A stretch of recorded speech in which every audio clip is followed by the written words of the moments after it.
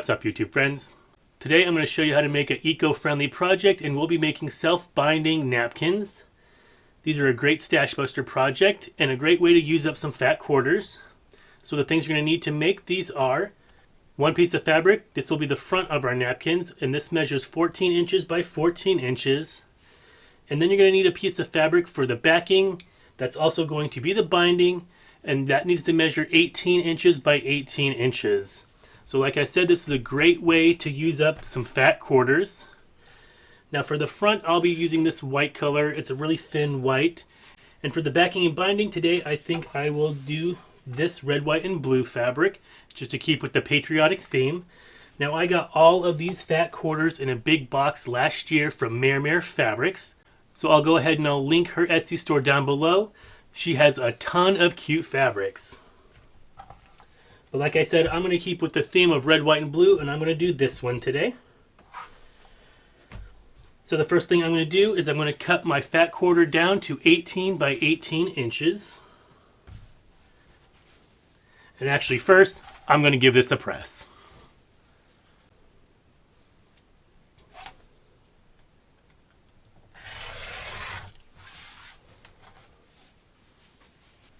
So next we want to find the center of each of the sides of our squares. If you've watched my self-binding receiving blanket video, it's exactly the same process. So there's two ways that you could do that.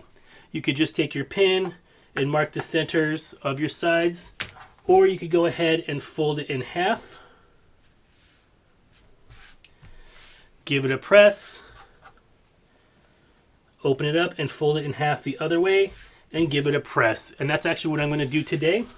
And you want to do that to both of your squares. So now with the right sides facing, I have my bottom one facing up, and this one really doesn't have a right or wrong side. But I'm going to go ahead and I'm going to match my center points. And then I'm going to stick a pin.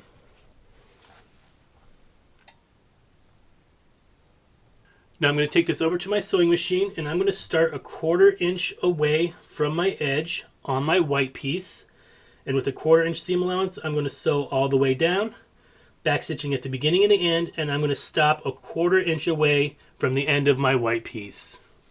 Now I'm going to do that to all three sides. Now on this bottom side, I'm going to do the same thing and match it up, but I'm going to want to leave a 4-inch opening for turning purposes.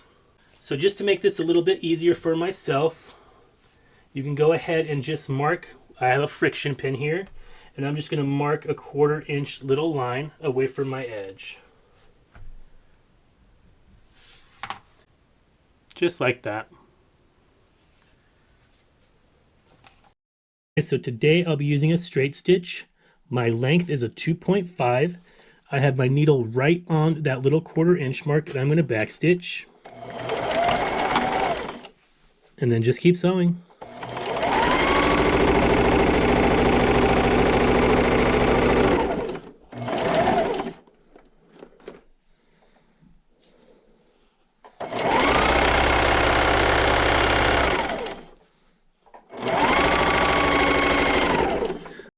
Coming up to my second mark, a 1/4 inch away from the edge, and then I'm going to stop and backstitch.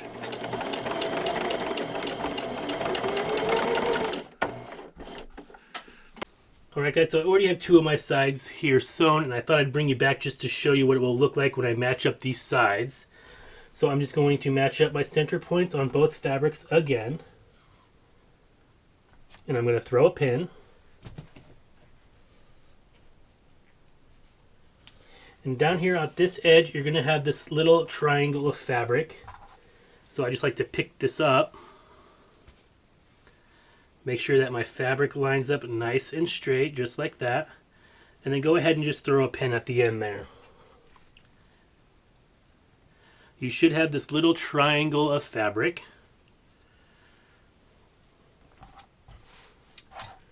So just like before, I'm going to go ahead and just mark a little 1/4 inch mark just so I know where to start. And when we get to this end, our stopping point should be right around our beginning or the end of our stitching that we made previously.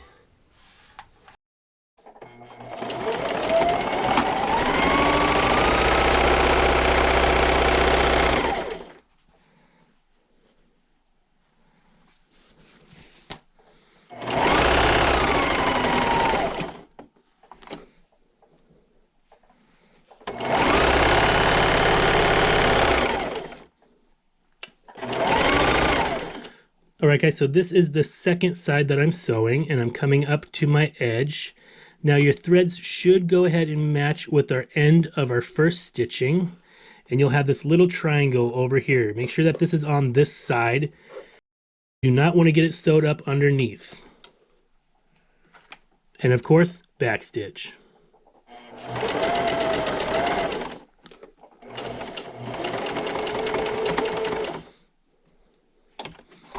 So now we just need to sew our final edge.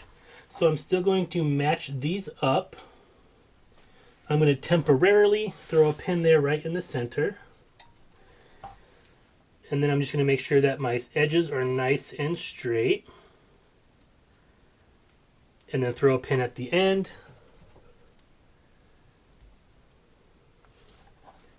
Now just line up the other side and throw a pin.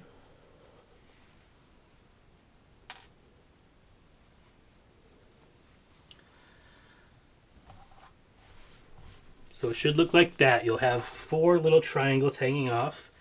Now this time though, I want to leave a 4-inch opening for turning purposes. So I'm just going to go 2 inches away from my first pin, throw a pin, and then just take this one out and move it 4 inches over. Just like that. So I'm going to start right here.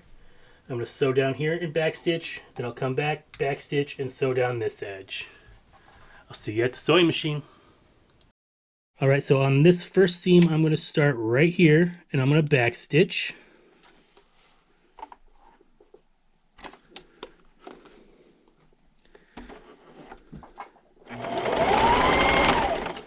And then I'm just going to sew to my first pin and backstitch.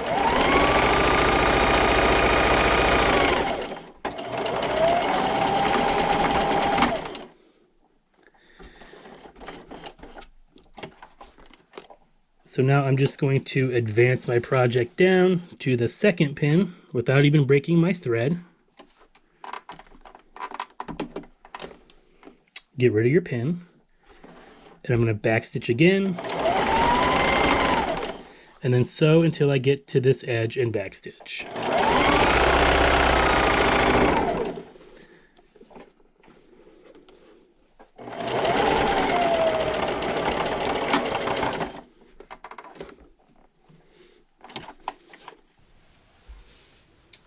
So now I'm just going to clip those little threads around my 4-inch opening.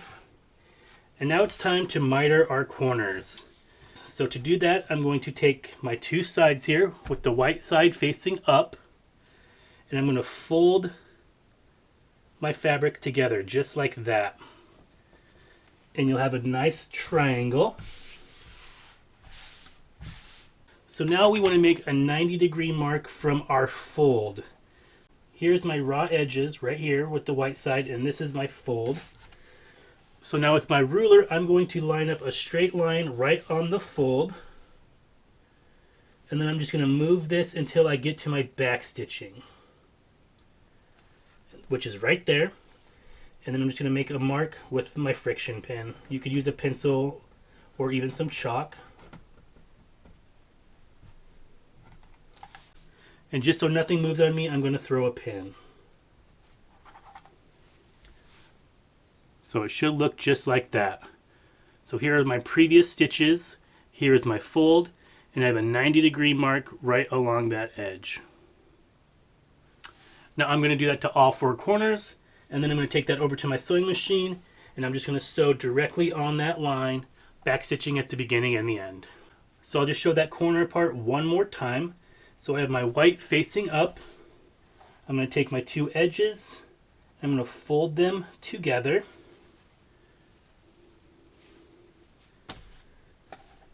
Just like that. Then I'm going to take my ruler and I'm going to line up a straight edge on the fold. And then I'm just going to move it down until I get to my back stitching on our previous seams, and then just make a straight line across. And then go ahead and throw a pin just so nothing moves.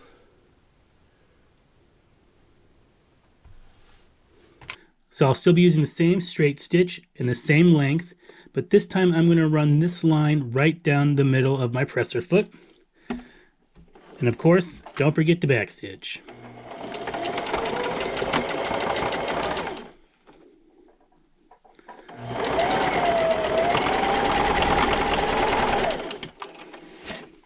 So now we just want to clip our corners, but before I do that, it's a good idea to check to make sure that you did it right. So I'm just going to poke out one corner, and I can already tell that I'm going to have a nice mitered corner.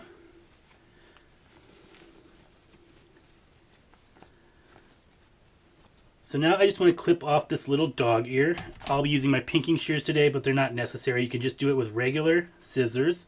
And you want to leave a 1/4 inch seam allowance. So something like that.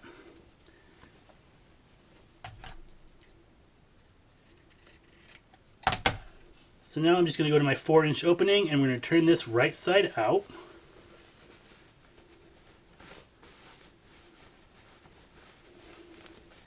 And then with a bone folder or a chopstick, I'm going to go ahead and I'm going to poke out my corners and making sure they're nice and sharp.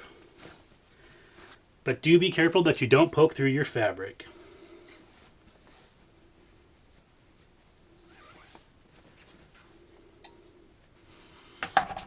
So now I'm going to take this over to my ironing board and give it a good press.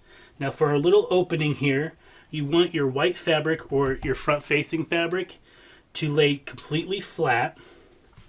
And then this little flap on our binding, I'm going to fold that in and then just give it a little tug, and it should lay nice and flat. And then go ahead and give this a good press and stick a pin. And another thing I like to do when I press this is I always start at the back and press it out towards the sides. Then go ahead and flip it over and press the front. So right here is my opening, so I'm just going to stick a pin so I know where it's at. So next I'm going to take this over to my sewing machine, and I'm going to top stitch with an 1/8 inch seam allowance. And I'm going to top stitch on my binding piece. And I'm going to go all the way around, back stitching at the beginning and the end. Alright guys, so like I said, I'll be using an 1/8 inch seam allowance. So this time I'm just going to move my needle over to the left, and I'm going to back stitch. Now here's my little opening. You really want to make sure that you get that closed.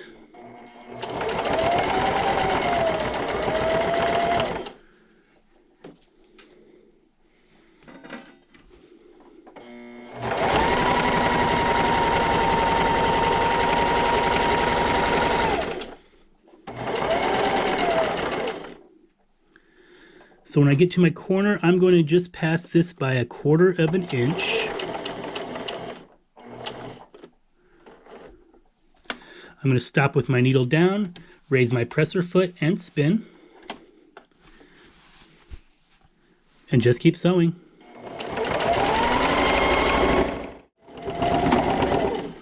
And don't forget to backstitch at the end. And just that quick and easy, you have a nice double-sided napkin with a pretty mitered cornered binding. Now I'm going to whip up a few more of these, so we'll have a Scrappy set here at the house, but you could always just use the same fabric. This would look great on your holiday table if you have a nice Christmas print, or on your Thanksgiving table or anything like that, or just any color to match your kitchen. Now this will also be a great addition to the placemats we made last week. These are really eco-friendly, and they'll cut down on our paper and plastic usage, especially at the campgrounds or around our picnic tables. Now I hope you give this video a try. If you like this video and want to see more of my videos, go down below and hit that big red subscribe button and give this video a big thumbs up. Now I've been getting some comments about people saying they're not getting my videos in their subscription box, so if you are subscribed or think that you're subscribed, go ahead and go down below and check to make sure that you still are. If you'd like to be notified as to when I post a video, go ahead and also hit that bell notification button. If you enjoy my videos and like to support this channel, I'll leave my Etsy link down below. I'll also have my social media links down below if you'd like to follow me over there. And as always, thanks for watching. Happy napkin making, and I'll see you next time.